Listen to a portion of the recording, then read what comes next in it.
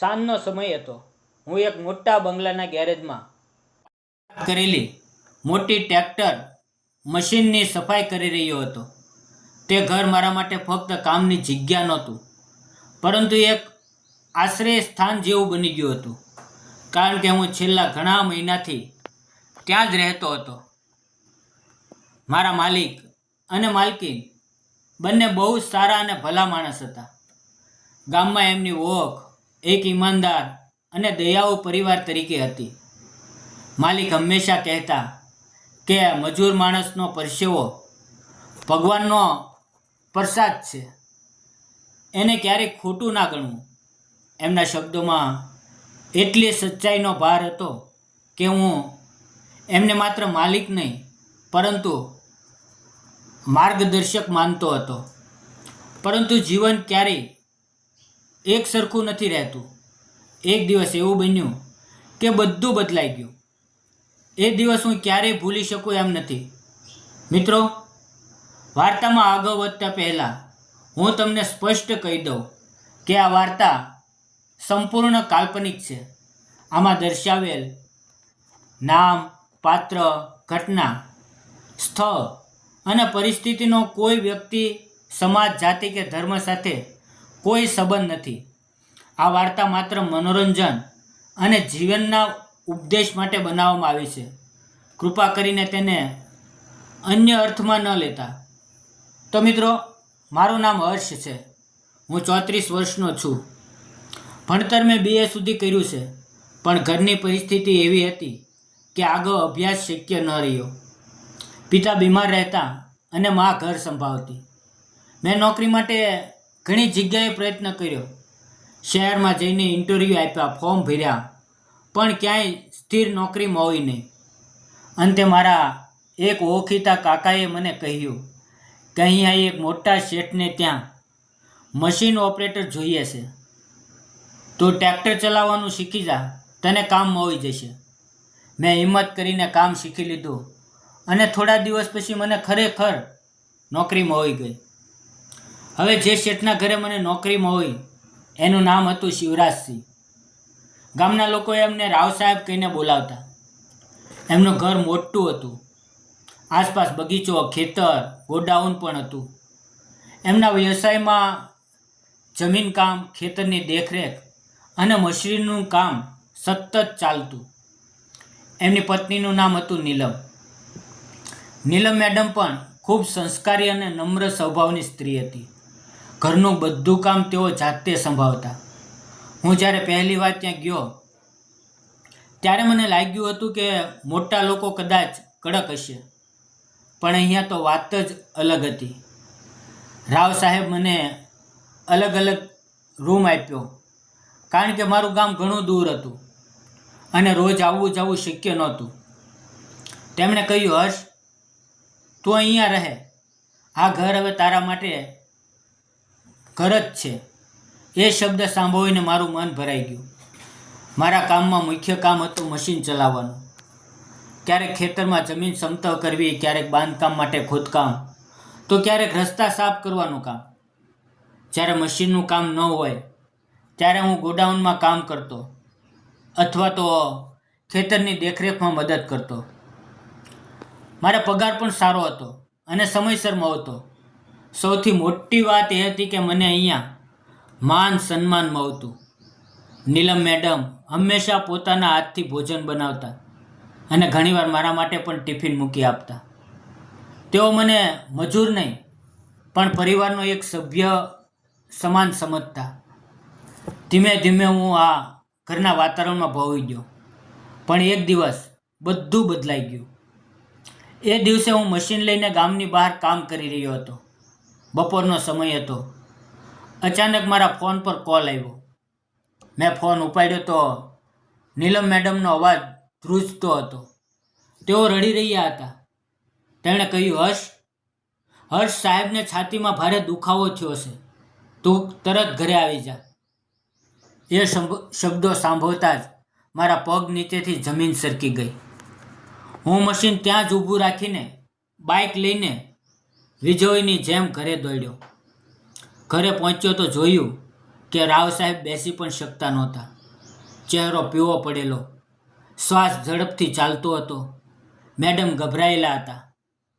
મેં સમય બગાડ્યા વગર ગાડી કાઢી રાવ સાહેબને ગાડીમાં બેસાડ્યા અને સીધો હોસ્પિટલ તરફ દોડ્યો. રસ્તામાં મારા મનમાં એક જ પ્રાર્થના ચાલતી હતી, હે ભગવાન, આ સારા માણસને બચાવી લ્યો. હોસ્પિટલ પહોંચ્યા પછી ડૉક્ટરોએ તરત સારવાર શરૂ કરી. અમે બહાર રાહ જોઈ રહ્યા હતા. મેડમ સતત રડી રહ્યા હતા. થોડા સમય પછી ડૉક્ટર બહાર આવ્યા અને ધીમેથી કહ્યું, માફ કરશો, અમે બચાવી શક્યા નથી. એ સાંભળતા જ નીલમ મેડમ જમીન પર બેસી ગયા. તેમનું રડવું જોઈને મારી આંખોમાં પણ આંસુ આવી ગયા. આટલો સારો માણસ એક ક્ષણમાં બધું છોડી ગયો. ગામમાં શોક છવાઈ ગયો. અંતિમ સંસ્કારમાં આખું ગામ હાજર હતું. દરેકની આંખો ભીની હતી. મેડમ એકદમ તૂટી ગયા હતા. થોડા દિવસ માટે તેઓ પિયર ચાલ્યા ગયા. ઘર હવે સૂનું લાગતું હતું. બંગલો મોટો હતો પણ અંદરથી ખાલી. હું પણ ત્યાં એકલો રહ્યો. રાય સાહેબના ઓળખાણને કારણે કામ ચાલતું રહ્યું, પરંતુ હવે બધું બદલાઈ ગયું. લગભગ 3 મહિના પછી મેડમ પાછા આવ્યા. મેં તેને હિસાબ આપ્યો. જે કમાણી થઈ હતી તે બધું એમના હાથમાં મૂકી દીધું. મેડમ ભાવુક થઈ ગયા અને કહ્યું, હર્ષ, તું ખરેખર ઈમાનદાર છે. જો તારી જગ્યાએ કોઈ બીજું હોત તો કદાચ પૈસામાં ગડબડ કરત. એમના શબ્દો સાંભળીને મને ગર્વ થયો, પણ સાથે દુઃખ પણ કે આ ઘર હવે પહેલાં જેવું નથી. સમય પસાર થતો ગયો. 6-7 મહિના થઈ ગયા. મેડમનું દુઃખ ઓછું થતું નહોતું. તેમની આંખોમાં સતત એક ખાલીપો દેખાતો. ક્યારેક રાત્રે હું સાંભળતો કે તેઓ એકલા બેસીને રડતા. ક્યારેક બગીચામાં એકદમ ચૂપચાપ બેઠા રહેતા. ઘરમાં સંતાન નહોતું, કોઈ પરિવારજનો પણ નજીક નહોતા. હવે આખા ઘરમાં માત્ર હું અને મેડમ જ હતા. મારા મનમાં તેમના માટે ખૂબ આદર હતો. એક દિવસ મેડમ અચાનક બીમાર પડી ગયા. તેમને તાવ આવ્યો. તેનું શરીર નબળું પડી ગયું. હું તરત દવા લાવ્યો, ડૉક્ટરને બોલાવ્યા અને તેમની સંભાળ રાખવા લાગ્યો. હું તેમના માટે ગરમ પાણી, ભોજન અને દવા બધું સમયસર આપતો. એ દિવસોમાં મને લાગ્યું કે મેડમ અંદરથી સંપૂર્ણ રીતે તૂટી ગયા છે. એક સાંજે તેઓ બિસ્તર પર બેઠા બેઠા બોલી ઉઠ્યા, હર્ષ, હવે મારી જિંદગીમાં બચ્યું જ શું છે? પતિ નથી, સંતાન નથી, કોઈ પોતાનું નથી. હું સંપૂર્ણ એકલી છું. તેમના શબ્દો મારા હૃદયમાં ઊંડે ઉતરી ગયા. મેં તેમને ધીમે અવાજમાં કહ્યું, માલકીન, ભગવાને જીવન આપ્યું છે તો જીવવું જોઈએ. મુશ્કેલી મોટી હોય તો પણ આશા છોડવી નહીં. એ સાંભળીને તેણે મારી તરફ જોયું. તેની આંખોમાં આંસુ હતા.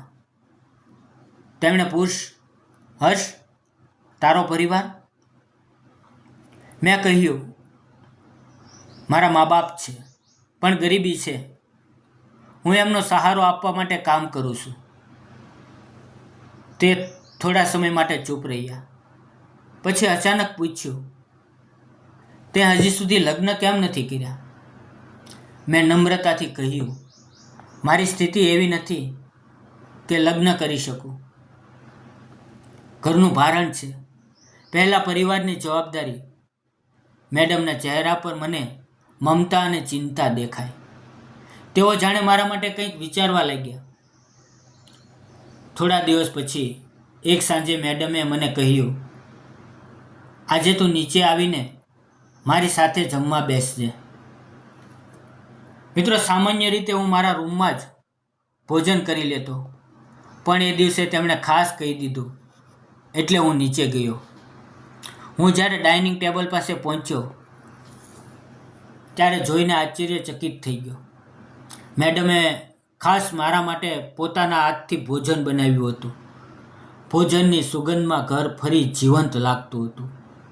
અમે બંને સામે સામે બેઠા. ખાવા લાગ્યા. પરંતુ સાચું કહું તો એ દિવસે ભોજન કરતાં વધારે અમારા મનમાં વાતો ચાલી રહી હતી. વારંવાર અમારી નજર એકબીજાને સાથે મોવી જતી. મેડમની આંખોમાં મને એકલતા અને દુઃખ સાથે કંઈક બીજું પણ દેખાતું હતું.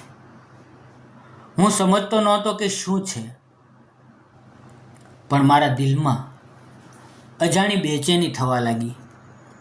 ભોજન પછી અમે બંને ઘણો સમય વાતો કરતા રહ્યા. હું એમને હવા શબ્દોમાં હસાવવાનો પ્રયત્ન કરતો. તેઓ પણ થોડીવાર માટે હસ્યા. એ હાસ્ય બહુ સમય પછી તેના ચહેરા પર આવ્યું હતું. ત્યારબાદ મેં હિંમત કરીને પૂછ્યું, માલકીન, તમે હજી યુવાન છો. તમે ફરીથી લગ્ન વિશે કેમ નથી વિચારતા? મારી વાત સાંભળતા તેની આંખોમાં આંસુ આવી ગયા. તેઓ બોલ્યા, હર્ષ, કોણ કરશે મારી સાથે લગ્ન? હું વિધવા છું અને મને મારા પતિ જેવો માણસ ફરી મળશે તેની કોઈ ખાતરી નથી. એ પહોળે વાતાવરણ ભારે થઈ ગયું. હું ચૂપ થઈ ગયો. હું તેમને કંઈ કહી શક્યો નહીં. ત્યારે અચાનક મેડમે મારો હાથ પકડી લીધો. હું ગભરાઈ ગયો. તેમણે ધીમેથી કહ્યું, હર્ષ, શું તું મારી સાથે લગ્ન કરીશ? એ પ્રશ્ન સાંભળતા જ હું અંદરથી હચમચી ગયો. મારી સામે રાવ સાહેબનો ચહેરો આવી ગયો. મારા મનમાં ફરજ, ઈમાનદારી અને લાગણી વચ્ચે મોટો સંઘર્ષ શરૂ થઈ ગયો. હું ધીમા સ્વરે બોલ્યો, માલકીન, આ શક્ય નથી.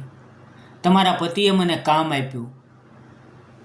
એમનો મારા પર વિશ્વાસ હતો. હવે હું તમારી સાથે આ રીતે હું કેવી રીતે વિચારું? મારી વાત સાંભળતા જ મેડમની આંખોમાં આંસુ આવી ગયા.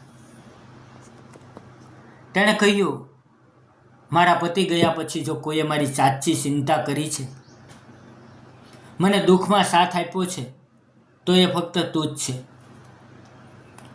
ઘરમાં દરેક વસ્તુ છે, પણ માણસ નથી. મને હવે ફક્ત એક સહારો જોઈએ, એક સાચો સાથ. એ શબ્દો સાંભળીને મારું હૃદય ભીંજાઈ ગયું. મેં પહેલી વાર જોયું કે અને સમજ્યું કે હું લાંબા સમય સુધી ચૂપ રહ્યો. કે એક સ્ત્રી માટે એકલતા કેટલું મોટું દુઃખ હોય છે. હું લાંબા સમય સુધી ચૂપ રહ્યો. મને લાગ્યું કે હું પણ તેમની વગર હવે એ ઘરનું વાતાવરણ કલ્પી શકતો નથી. મેં તેમની આંખોમાં જે તૂટણ અને પીડા જોઈ રહ્યો હતો, એ મને અંદરથી હલાવી રહી હતી. ધીમે ધીમે સમય પસાર થયો.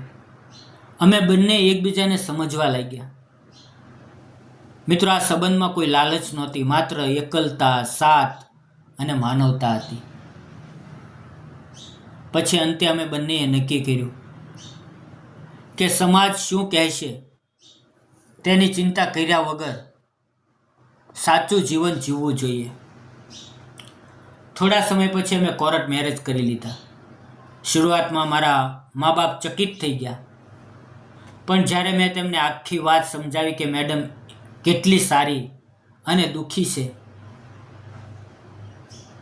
અને તેણે મારી જિંદગી બદલી નાખી છે, ત્યારે મારા માતા પિતાએ પણ આ લગ્નને સ્વીકારી લીધા અને આશીર્વાદ આપ્યા.